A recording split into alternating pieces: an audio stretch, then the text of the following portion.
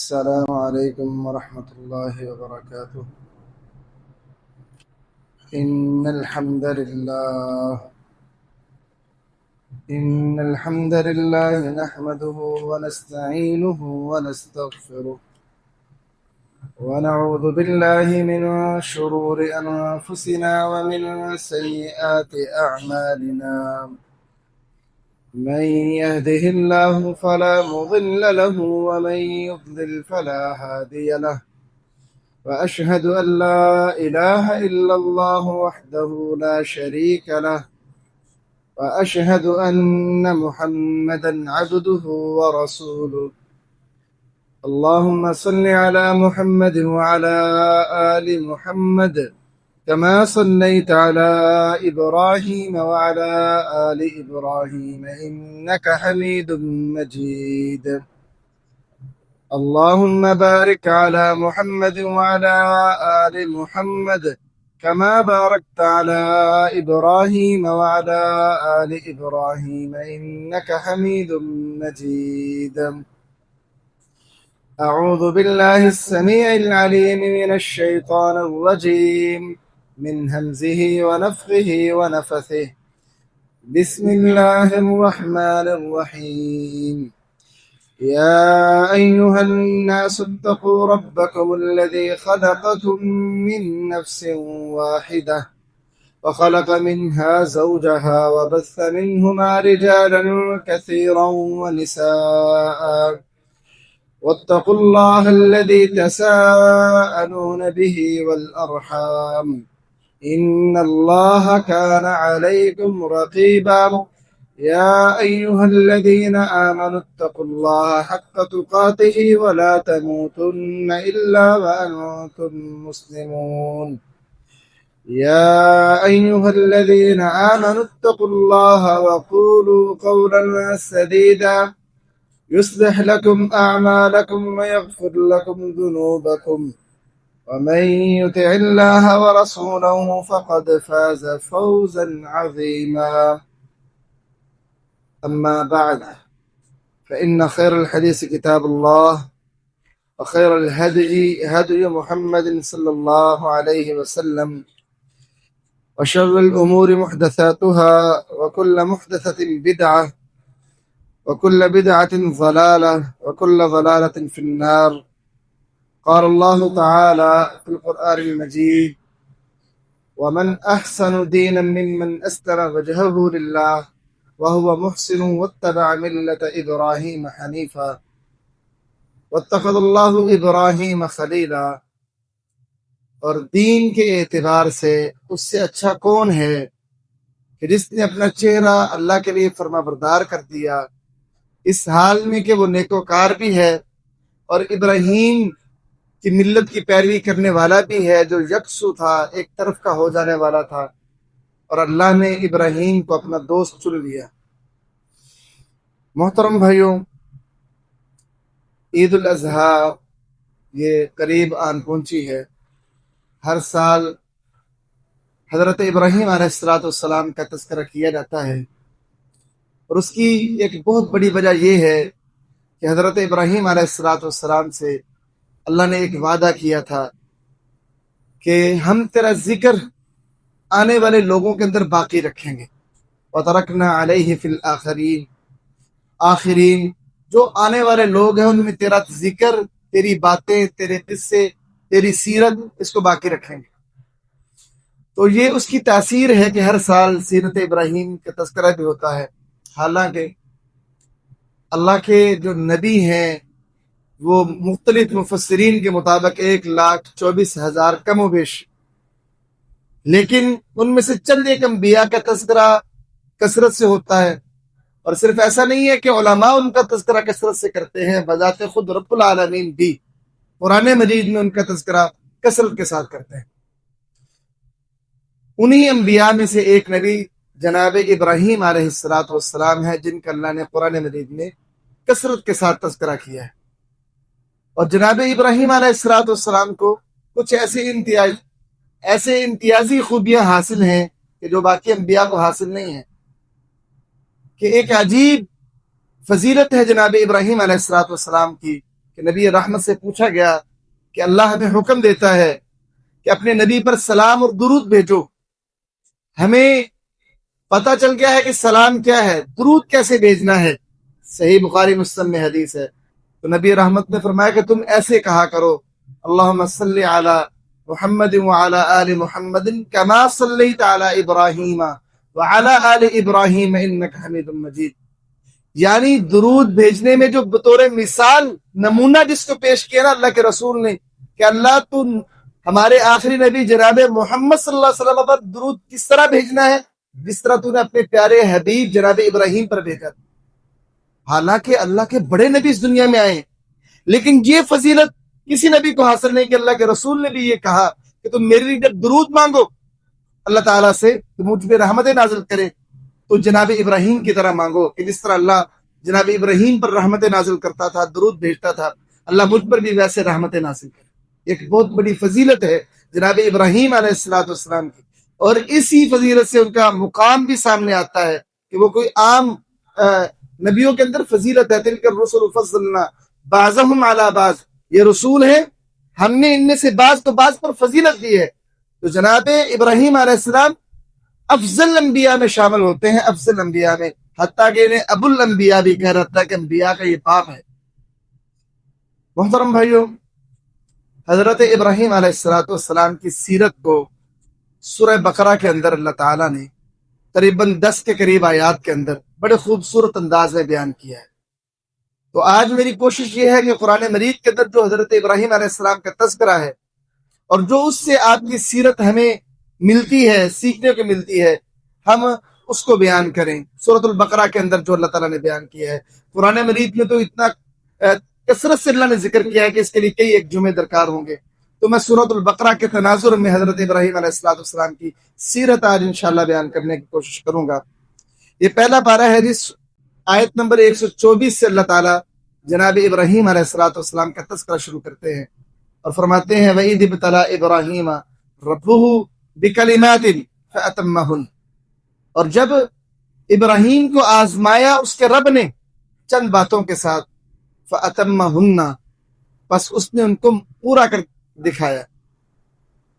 محترم بھائیو، ایک ہے امتحان کا ہونا اور امتحان میں پاس ہو جانا، ایک ہے امتحان کے اندر مکمل آپ کارکردگی دکھاتے ہوئے مکمل نمبر حاصل کریں. جناب ابراہیم نے جو امتحانات میں کامیابی حاصل کی ہے نا، وہ اللہ نے کہا وَإِبْرَاهِيمَ الَّذِي وَفَّى، ابراہیم وہ ہے کہ جس نے پورا کر دکھایا. جو بھی میں نے اس سے مطالبہ کیا ہے نا، ابراہیم سے جو بھی بات کہی ہے ابراہیم کی طرف سے، کبھی آگے سے شکوہ گلا، کوئی تاخیر، کوئی اعتراض، کچھ نہیں. وَإِذِ ابْتَلَىٰ إِبْرَاهِيمَ رَبُّهُ بِكَلِمَاتٍ، جب ابراہیم کو اس کے رب نے آزمایا چند باتوں کے ساتھ، فَأَتَمَّهُنَّ، بس ابراہیم نے ان کو پورا کر دکھایا. جناب ابراہیم علیہ السلام کی یہی خوبی تھی کہ انہوں نے اللہ کی اس طرح سے فرما برداری کی. اللہ جو چاہتا گیا ابراہیم کرتے گئے، حتیٰ کہ اللہ تعالیٰ نے قرآن بنا کر یہ بات نازل کی قل صدق اللہ فاتبعوا ملت ابراہیم حنیفہ، اے مسلمانوں تمہارا نبی امام الانبیاء جناب محمد صلی اللہ علیہ وسلم ہے، لیکن تم پر ملت ابراہیم کی پیروی بھی لازمی ہے. فاتبعوا ملت ابراہیم حنیفہ، تم نے ابراہیم کی ملت کی پیروی کرنی ہے. صرف یہ نہیں کہ مسلمانوں کو کہا، بلکہ اللہ کے رسول سے اللہ مخاطب ہوا وَأَنِ اتَّبِعْ مِلَّتَ إِبْرَاهِيمَ حَنِيفًا، اے پیارے نبی آپ نے بھی ابراہیم کی ملت کی پیروی کرنی. کیوں؟ کیونکہ رب نے جب بھی ابراہیم کو کچھ کہا، ابراہیم نے فوراً ہی مراد خدا بندی کو پورا کر دکھایا، کبھی شکوہ نہیں. انسان کی زندگی میں محبوب چیزیں کیا ہو سکتی ہیں؟ انسان کا مال ہے، گھر ہے، اولاد ہے، والدین ہیں، علاقہ ہے، ملک ہے. ان میں سے ہر چیز کے ساتھ اللہ نے ابراہیم کو آزمایا ہے، ہر چیز کے ساتھ. اگر گھر کی بات کی جائے، گھر میں والد ہے، ابراہیم علیہ السلام اپنے والد کو دین کی دعوت دیتے ہیں. والد کہتا ہے اراغب انت عن آلہتی یا ابراہیم لئن لم تنتہی لارجمنک وہجرنی ملیا. ابراہیم کیا تو میرے معبودوں سے بے رغبتی اختیار کرتا ہے؟ اگر تو باز نہ آیا تو میں تجھے رجم کر دوں گا، پتھر مار مار کے تجھے مار ڈالوں گا.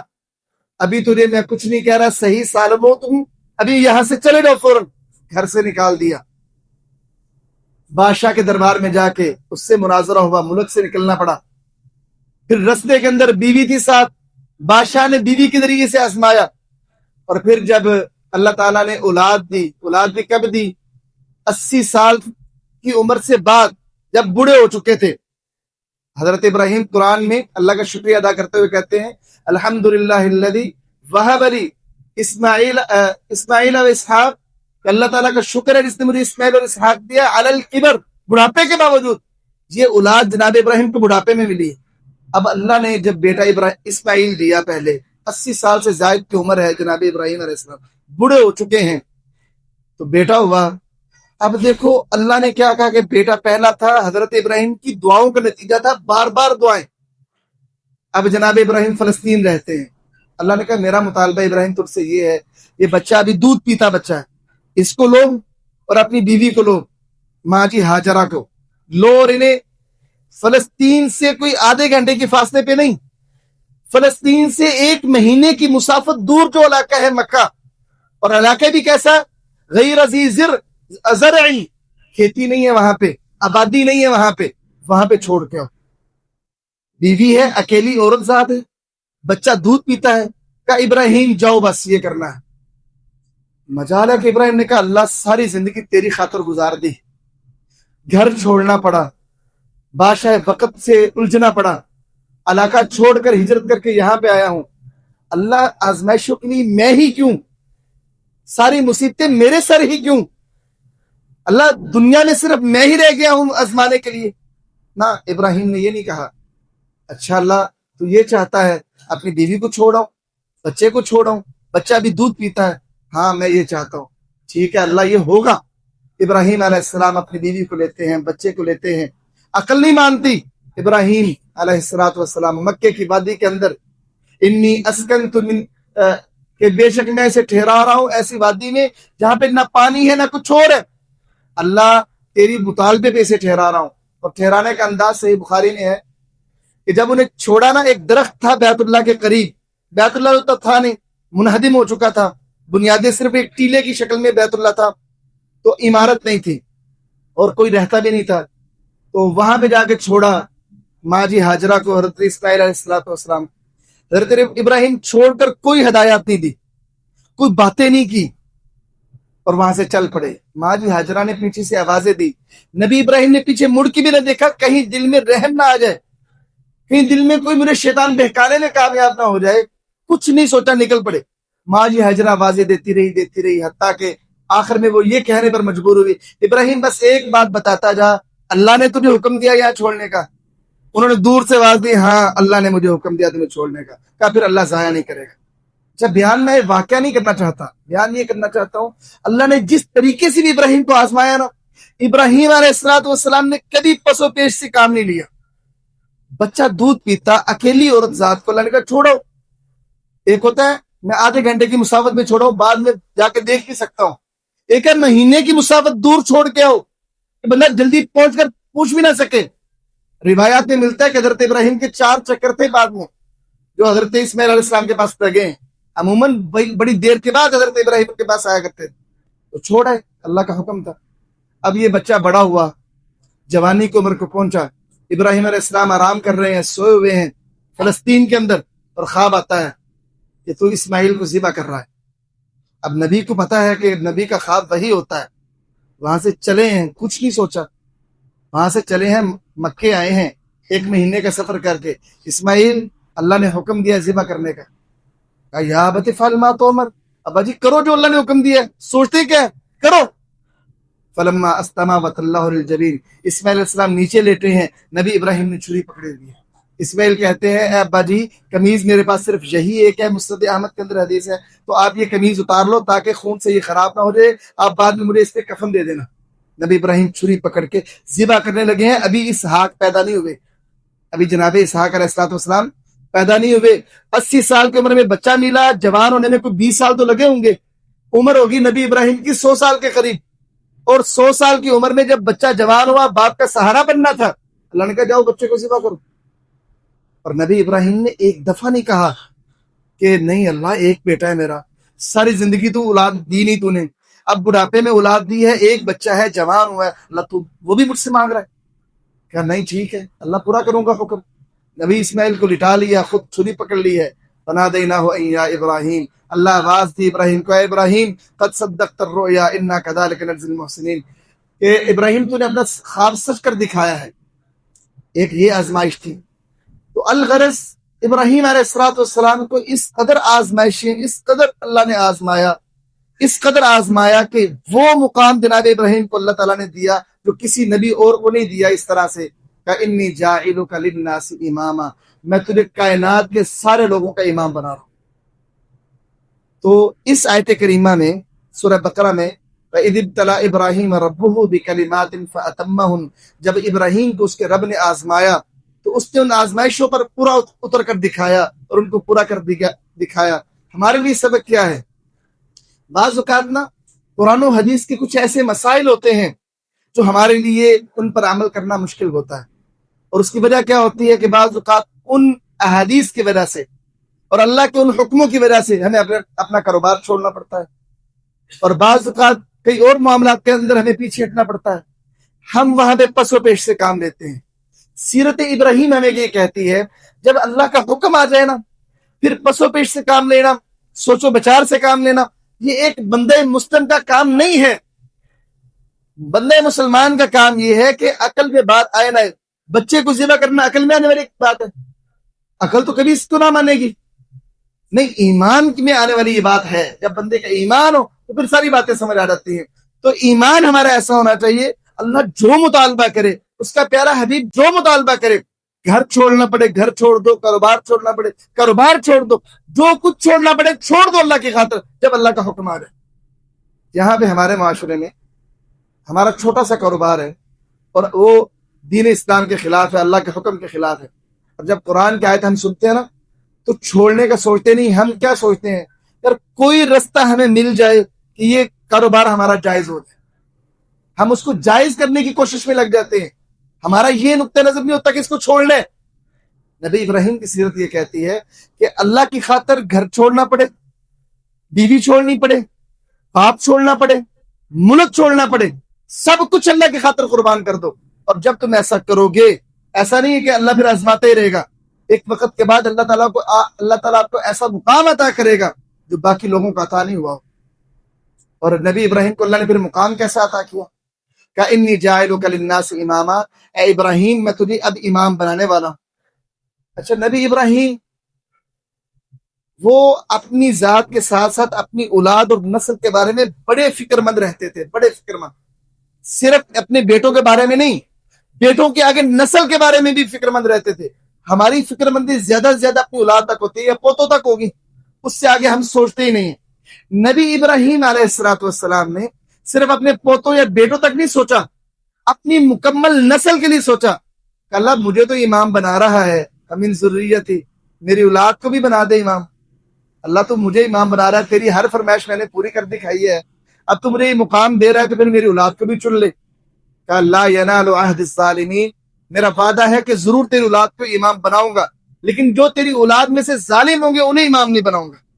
اس کا مطلب یہ ہے کہ نبی کی اولاد میں اگر کوئی ظالم بندہ، ظالم سے مراد ہے مشرک، کوئی مشرک بندہ آ جائے، اور آ سکتا ہے نبی کی اولاد میں، آگے نسلوں میں آ جائے، تو نبی کی دعائیں اس کے لیے نہیں ہیں.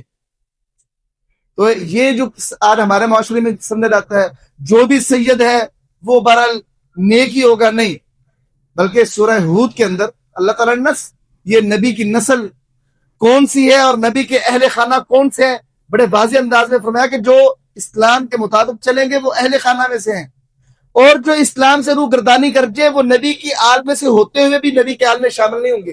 جب جناب نوح علیہ السلام کا بیٹا وہ ڈوب رہا تھا تو جناب نوح نے اللہ سے کہا، اللہ تیرا مجھ سے وعدہ ہے کہ تو میرے گھر والوں کو بچائے گا؟ تو اللہ نے جواب دیا، انہ لیس من اہلک، یہ تیرا بیٹا تیرے گھر والوں میں سے نہیں ہے کیونکہ یہ کفر پر ہے.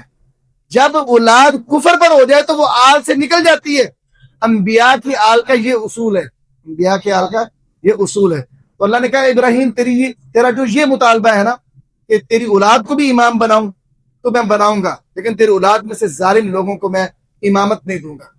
اور پھر اللہ تعالیٰ نے حضرت ابراہیم کے اس مطالبے کو پورا کیسے کیا؟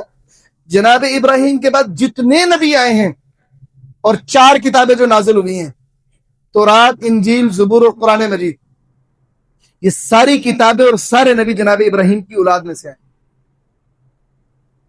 हजरत इसहाक अलैहिस्सलाम की औलाद में से सारे नबी हैं, और हमारे प्यारे नबी जनाब इस्माइल अलैहिस्सलाम की औलाद में से। तो सारे नबी, इसके बाद अल्लाह ताला ने इस मुतालिबे को इस तरह से पूरा किया कि कोई नबी जनाब इब्राहिम की नस्ल से बाहर से नहीं आया, सारे आपके आल में से आए। मोहतरम भाइयों, इसमें हमारे लिए जो नुक्ता है, समझने वाली बात है कि जनाब इब्राहिम को अपने बेटों के लिए नस्ल की फिक्र थी। आज हम जब अपने बच्चों की परवरिश करें, जब अपने बच्चों के लिए दुआएं करें, तो सिर्फ बेटों के लिए, नस्ल के लिए दुआएं करें, अपनी पूरी ज़ुर्रियत के लिए दुआएं करें। ये हजरत इब्राहिम की सीरत से हमें सबक मिलता है। मोहतरम भाइयों, इससे अगली आयत करीमा में अल्लाह ताला हजरत इब्राहिम अलैहिस्सलाम के बारे में एक और बात बता रहे हैं कि हमने जनाब इब्राहिम और इस्माइल को हुक्म दिया, अन तहिरा बैतिया लित्ताइफीना वल आकिफीना वर्रुक्काइस सुजूद, कि ए इब्राहिम और ए इस्माइल, तुम दोनों ने इस घर बैतुल्लाह को एतिकाफ करने वालों के लिए, रुकू करने वालों के लिए और सजदा करने वालों के लिए पाक साफ रखना। तो देखो, आज हमारे यहाँ सफाई के हवाले से मसाजिद में अमूमन हम बाहर से को बंदा बुला लेंगे या इमाम साहब को कहेंगे और खुद सफाई मस्जिद की अपने शान के खिलाफ समझेंगे। यहाँ पे अल्लाह ताला ने नबी इब्राहिम को हुक्म दिया, इब्राहिम तूने अपने किसी पैरोकार से नहीं, ए नबी इब्राहिम तूने खुद, ए नबी इस्माइल तूने खुद, वक्त के दो जलील कदर अंबिया को अल्लाह ने मुखातिब किया कि तुम दोनों ने बजाते खुद इस अल्लाह के घर को साफ रखना है। इससे समझ क्या आया, मस्जिद की सफाई ये बड़ी अजीम शान इबादत भी है, बड़ा अजीम शान अमल भी है, ये कोई मामूली अमल नहीं है। अब ये मस्जिद के इमाम साहब के लिए लाजिम है कि वही करेंगे, और बाकी जो मस्जिद का सदर है उस पर ये गुनाह कबीरा है कि वो मस्जिद से कोई चीज उठा दे।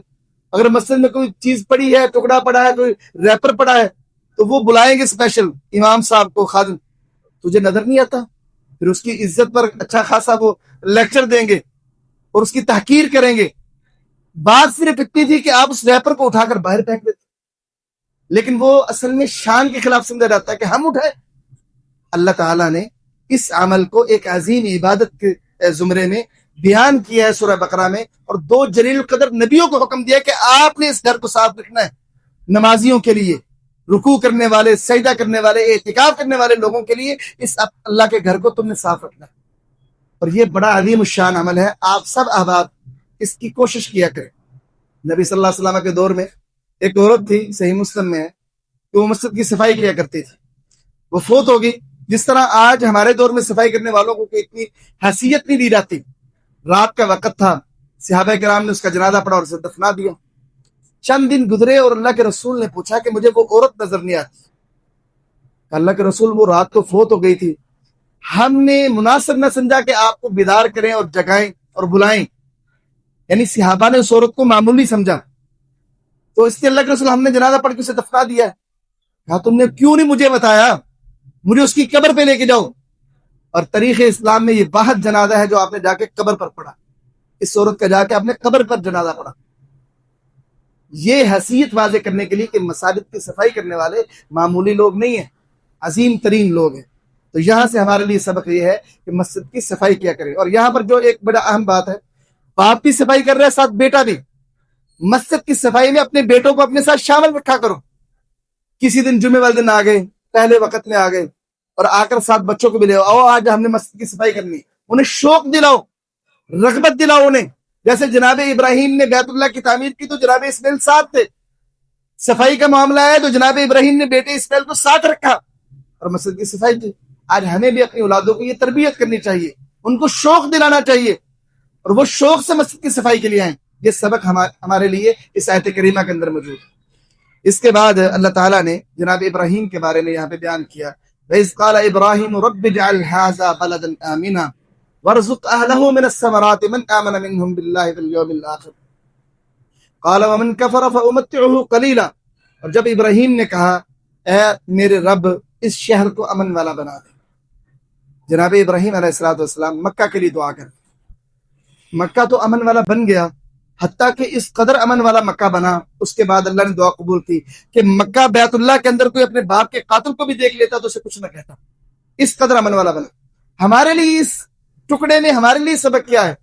آج کل نا اگر ہماری مخالف سیاسی پارٹی حکومت میں آ جائے، ہم سیاسی پارٹی پر تنقید کرتے کرتے ملک کے خلاف ہو جاتے ہیں. ہم چند لوگوں کی وجہ سے ملک پاکستان کو گالیاں دیتے ہیں. نبی ابراہیم کی سیرت ہمیں یہ بتاتی ہے، رب اجعل ھذا بلدا آمنا، اے میرے رب اس شہر کو امن والا بنا دے.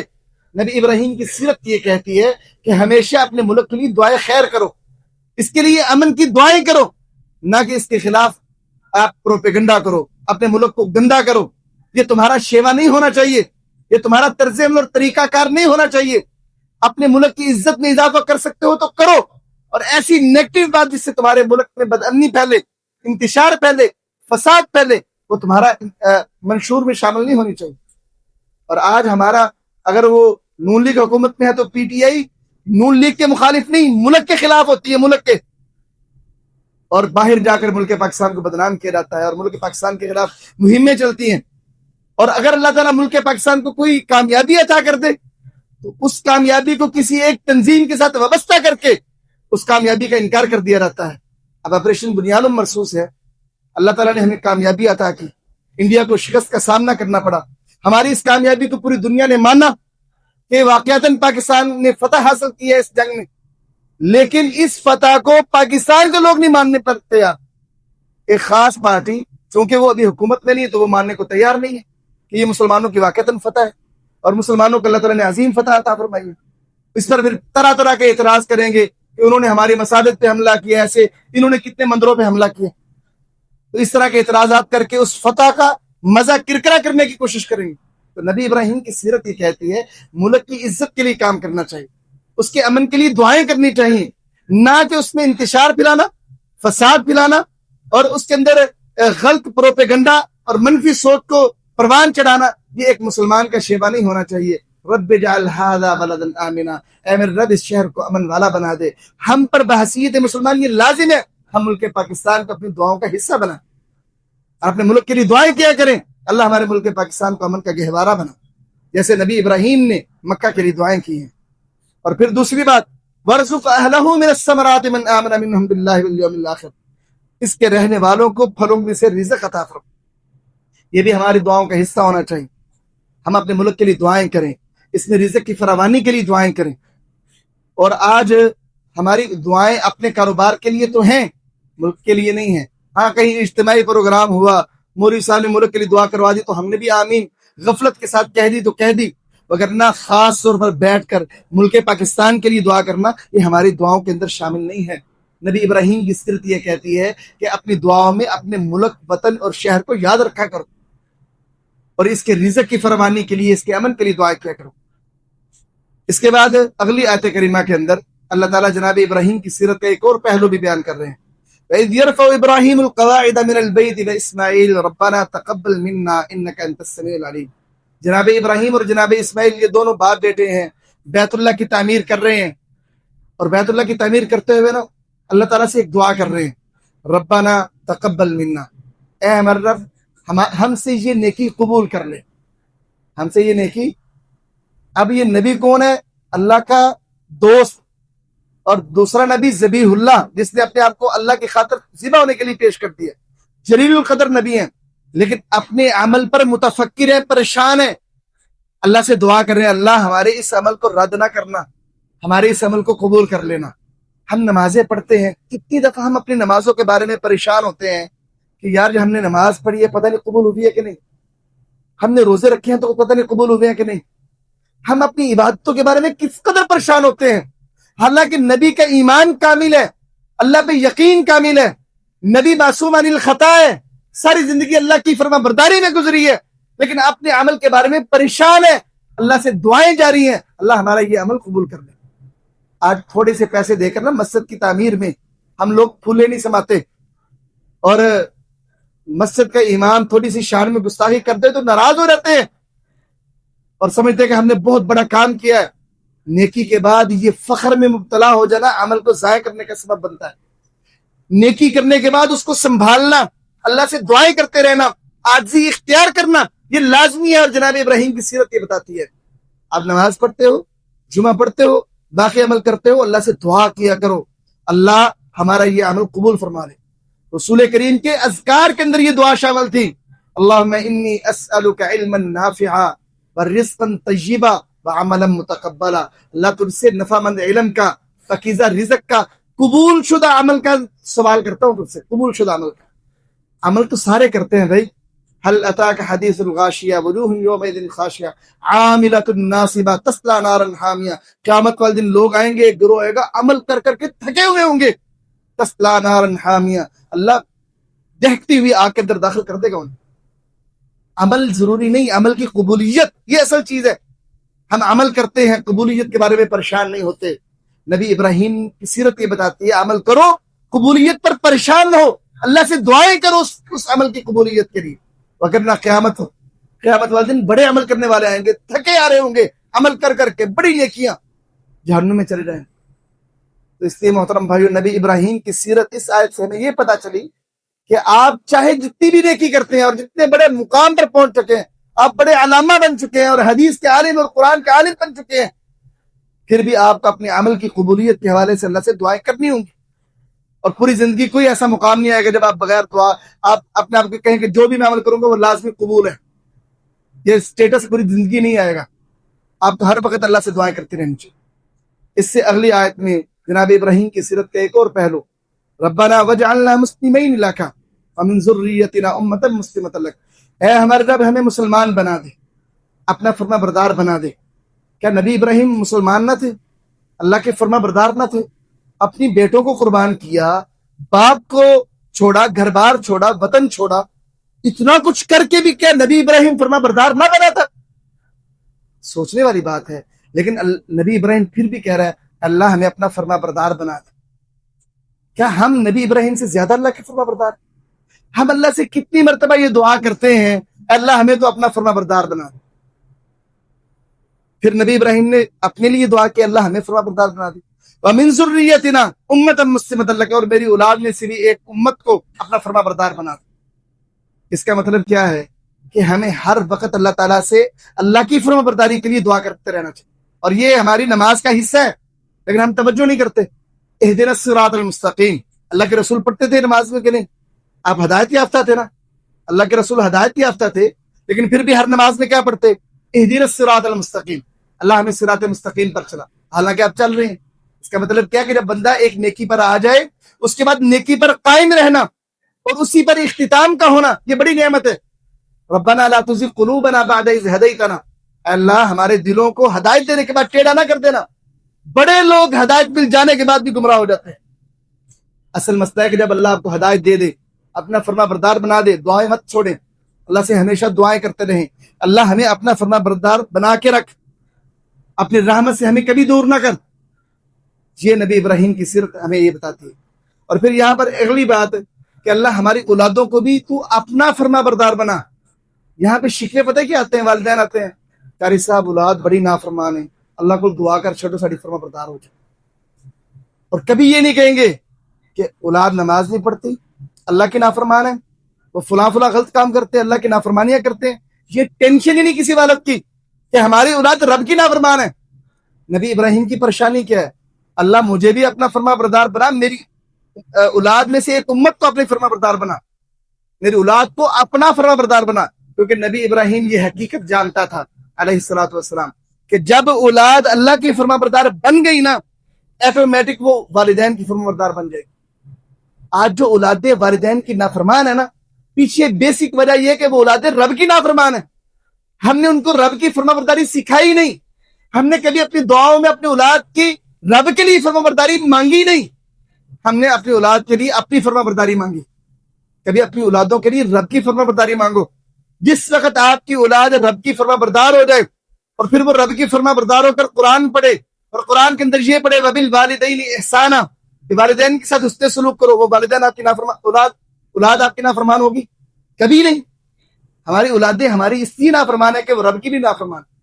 آج سیرت ابراہیم کا سبق یہ ہے کہ ہم اپنی اولادوں کو رب کا فرما بردار بنائیں، ان کی نمازوں پہ پہرا دیں، ان کی معاملات پہ اعمال پہ پہرا دیں، اس کا یارانہ کن کے ساتھ ہے، اس کی اٹھک بیٹھک کن کے ساتھ ہے، کیا وہ اللہ کے نافرمانی کے کام شراب تو نہیں پیتا، کیا وہ جوا تو نہیں کھیلتا، نشہ تو نہیں کرتا، اس کا چال چلن دیکھو۔ جب اسے آپ اپنے رب کا فرما بردار بنا دو گے نا، اسی وقت آپ کی اولاد آپ کی بھی فرما بردار بن جائے گی۔ تو یہ نبی ابراہیم علیہ السلام کی یہ دعا ہے، اللہ ہمیں بھی اپنا فرما بردار بنا، ہماری اولادوں کو بھی اپنا فرما بردار بنا۔ اور اس کے بعد نبی ابراہیم علیہ السلام کی سیرت کا ایک اور پہلو، وَأَرِنَا مَنَاسِكَنَا، اللہ عبادت کے طریقے تو ہمیں سکھا، عبادت کے طریقے تو ہمیں سکھا۔ یہ بڑا اہم سیرت کا پہلو ہے کہ نبی وقت کا نبی ہے، لیکن اپنی آزادی کے ساتھ عبادت کر ہی نہیں سکتا، اپنی سوچ کے ساتھ کوئی عمل ایجاد کر ہی نہیں سکتا۔ وقت کا نبی ہے، وقت کا عام نبی نہیں ہے، جلیل القدر نبی ہے، اور اپنی رائے سے کوئی عمل ایجاد کر سکتا، بلکہ اللہ سے دعا کر رہا ہے اللہ تو ہمیں عبادت کا طریقہ سکھا۔ اس کا مطلب کیا ہے؟ عبادت من جانب اللہ ہوتی ہے، عبادت کا طریقہ، عبادت کس طریقے سے کی جائے گی، اس کے اندر کیا پڑھا جائے گا، یہ سب کچھ اللہ تعالیٰ کی طرف سے نازل شدہ ہوتا ہے۔ عبادت کے اندر بندوں کو اختیار نہیں ہے کہ وہ کوئی عبادت اپنی طرف سے شروع کر لیں۔ نبی ابراہیم علیہ السلام بھی عبادت کا طریقہ اللہ سے سیکھ رہے ہیں۔ تو آج ہمارے مسلمانوں میں کئی ایک عبادت کے طریقے ایسے ہیں جو نہ رسول کریم نے بتائے ہیں نہ اللہ نے بتائے ہیں۔ اللہ کے رسول بھی تو اللہ کا بتایا ہوا بتاتے تھے، تو وہ قرآن و حدیث میں کہیں وجود ہی نہیں ہے ان عبادات کا۔ ہمارے مسلمان کرتے ہیں اور دھڑلے سے کرتے ہیں اور اسے نیکی سمجھتے ہیں۔ نبی ابراہیم کی سیرت یہ کہتی ہے عبادت وہ کرنی چاہیے جس پر اللہ کی مہر ہو کہ یہ اللہ نے عبادت بتائی ہے، اور عبادت اللہ نے جو بتائی اس کے دو طریقے ہو سکتے ہیں، یا اللہ اس عبادت کو قرآن میں نازل کر دے یا رسول کریم کے فرمان میں موجود ہو، کیونکہ اللہ کے رسول بھی اللہ کی مرضی کے بغیر بولتے نہیں تھے۔ دو چیزوں میں اگر وہ عبادت موجود نہیں ہے، نہ قرآن میں نہ رسول کریم کے فرمان میں، وہ عمل دیکھنے میں کتنا ہی اچھا کیوں نہ ہو عبادت نہیں کہلا سکتا۔ آپ اسے کچھ اور نام دے دیں، دین تو اسے بدعت کا نام دیتا ہے، وہ دکھنے میں کیسی اچھی ہے اور اس کے لیے کتنی محنت کیوں نہیں لگتی اور کتنا اس پر پیسہ کیوں نہیں خرچ ہوتا اس عمل کے لیے، اسلام اسے عبادت کا نام نہیں دیتا۔ تو نبی ابراہیم علیہ السلام کی سیرت یہ بتاتی ہے عبادت اللہ سے لی جائے گی، وَأَرِنَا مَنَاسِكَنَا، اللہ عبادت کے طریقے تو ہمیں سکھا۔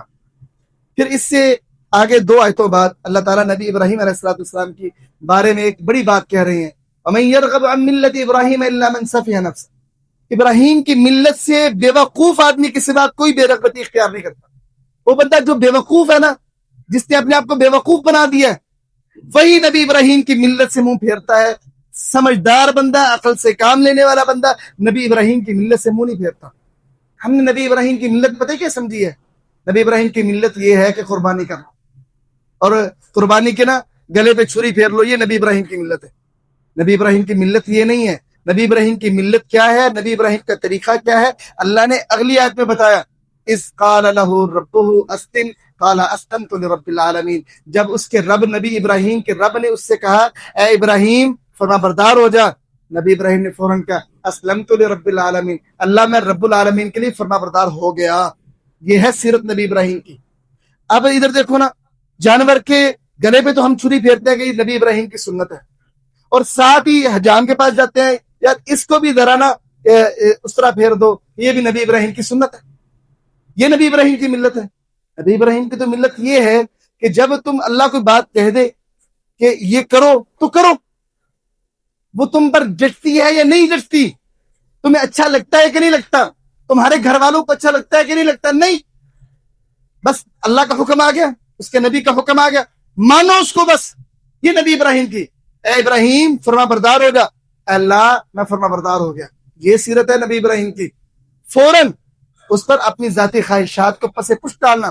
عبادہ بن صامت رضی اللہ تعالیٰ عنہ فرماتے ہیں جب اللہ کے رسول ہم سے بیعت لیتے تھے نا اسلام کی، تو کن باتوں پہ لیتے تھے؟ فی العسر والیسر، علی المنشط والمکرہ، اللہ کے رسول کہتے ہیں کہ تم میری بات سنو گے، مانو گے، اطاعت کرو گے، تمہیں وہ بات تم پر مشکل پڑے یا آسان لگے، وہ تمہیں پسند آئے یا نہ آئے، دونوں صورتوں میں تمہیں ماننا ہوگا۔ اگر تو اس بات کو مانتے ہو تو اسلام قبول کر لو، ٹھیک ہے میں تمہاری بات قبول کرتا ہوں۔ اگر تم یہ دیکھنے لگ جاؤ کہ یار یہ مجھے پسند نہیں ہے، میرے دوستوں کو پسند نہیں ہے، میرے گھر والوں کو پسند نہیں ہے، اگر پسند نہ پسند کو دیکھنا ہے نا تو پھر نہیں، اسلام قبول کرنا ہے تو بیعت کرو اپنی پسند کو بھی میرے لیے۔ اگر تمہیں میرا حکم اس کے اندر کوئی چیز آپ کی خواہش کے خلاف نکلتی ہے تب بھی تم اسے مانو گے، اگر یہ بات اقرار کرتے ہو تو اسلام لے آؤ۔ یہ نبی ابراہیم کی سیرت ہے کہ جب اللہ کا حکم آ جائے، اس کے نبی کا فرمان آ جائے، مسلمان کی زبان سے پہلا جملہ سمعنا वअताना अस्लमतु लिरब्बिल आलमीन, अल्लाह हमने सुना, हमने इताअत की, अल्लाह हम तेरे लिए फर्मा बरदार हो गए। हमारी जुबान से ये आना चाहिए। मोहतरम भाइयों, ये नबी इब्राहीम अलैहिस्सलाम की सीरत का एक पहलू। इससे आगे नबी इब्राहीम अलैहिस्सलाम की सीरत का एक और पहलू औलाद के हवाले से, वस्सा बिहा इब्राहीम बनीही व याकूब या बुनय्या इन्नल्लाह अस्तफा लकुमुद्दीन फला तमूतुन्ना इल्ला व अंतुम मुस्लिमून। और इब्राहीम ने अपने बेटों को और याकूब ने भी इस दीन इस्लाम की ताकीद की और कहा है मेरे बेटो, तुम्हें मौत ना आए मगर इस हाल में कि तुम मुसलमान हो। फला तमूतुन्ना इल्ला व अंतुम मुस्लिमून, ये तुम्हें इस्लाम पर मौत आनी चाहिए। ये नबी इब्राहीम का एक तरह का अपनी औलाद के हवाले से एक जज्बा था। हर वक्त निगरानी करते रहना, अपनी औलाद को हर वक्त इस्लाम की तकीदे करते रहना, नसीहतें करते रहना कि बच्चे इस्लाम से नहीं फिरना, अल्लाह ताला ने दीन तुम्हारे लिए ये इस्लाम चुना है, तुमने सारी जिंदगी इस तरह गुजारनी कि जब मौत आए ना तुम्हें, और वो किसी वक्त भी आ सकती है, जिस वक्त भी मौत आए तुम्हारी हालत ये होनी चाहिए कि तुम अल्लाह के फरमाबरदार हो। ये नबी इब्राहीम अलैहिस्सलाम अपनी औलाद को ये वसीयतें करते, तकीदे करते, नसीहतें करते।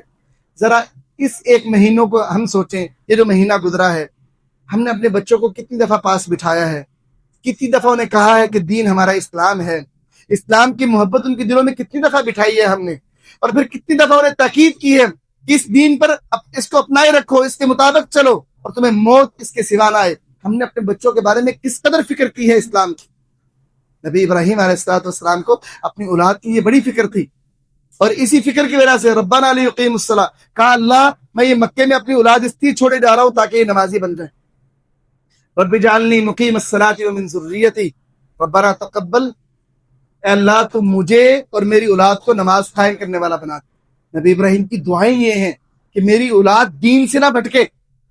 आज हमारी टेंशन क्या है, मेरे बच्चे के मैट्रिक के इम्तिहान में अच्छे नंबर आ जाए, मेरा बच्चा आगे अच्छी पढ़ाई कर ले, अच्छा डॉक्टर बन जाए, अच्छा इंजीनियर बन जाए, उसकी दुनिया सवर जाए, तो बेहतरीन उसके पास मुलाजमत हो या बेहतरीन कारोबार हो, बेहतरीन तिजारत हो, उसके पास घर अच्छा हो, कोठी अच्छी हो। ये हमारी सारी ये परेशानियां। नबी इब्राहीम अलैहिस्सलाम ने रिज़्क जरूर मांगा अपनी औलाद के लिए, लेकिन रिज़्क से पहले हदायत मांगी है और उनके दीन इस्लाम पर निगरानी की है और हमेशा इस्लाम मांगा है उनके लिए। आज से हमें सीरत इब्राहीम के मुताबिक अपनी दुआएं बदलनी चाहिए। हमेशा अपनी दुआओं में औलाद के लिए अल्लाह की फरमाबरदारी मांगो और उनका इस्लाम मांगो, नमाज मांगो। अल्लाह ताला से दुआ गो कि अल्लाह ताला हमें हज़रत इब्राहीम अलैहिस्सलाम की मिल्लत को अपनाने की तौफीक अता फरमाए।